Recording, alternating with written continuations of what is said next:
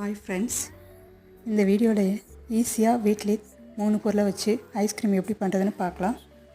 First step, நம்ம வீட்டில் இருக்க பெரிய மிக்ஸி ஜாரை ஃப்ரிட்ஜில் வச்சு 1 ஹவர் கூல் பண்ணி வச்சுக்கோங்க.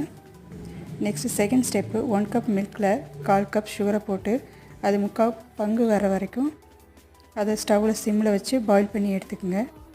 பாயில் பண்ணதுக்கப்புறம் அதில் ஒரு 1/4 டீஸ்பூன் வெனிலா எசன்ஸ் மிக்ஸ் பண்ணி ஆற விடுங்க. நெக்ஸ்ட்டு தேர்ட் ஸ்டெப்பாக மிக்ஸி ஜார் எடுத்து அதில் 1 கப் விப்பிங் க்ரீமை ஊற்றி 1 ஸ்பீட் வச்சு 60 செகண்ட் பீட் பண்ணுங்கள். ஆஃப் பண்ணிவிட்டு அகைன் 60 செகண்ட் 1 ஸ்பீட் வச்சு பீட் பண்ணுங்கள்.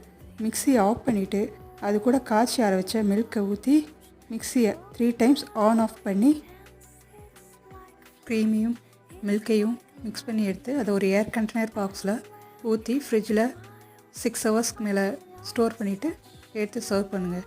ரியல் அமுல் ஐஸ்கிரீம் மாதிரியே டேஸ்ட்டு சூப்பராக இருந்தது.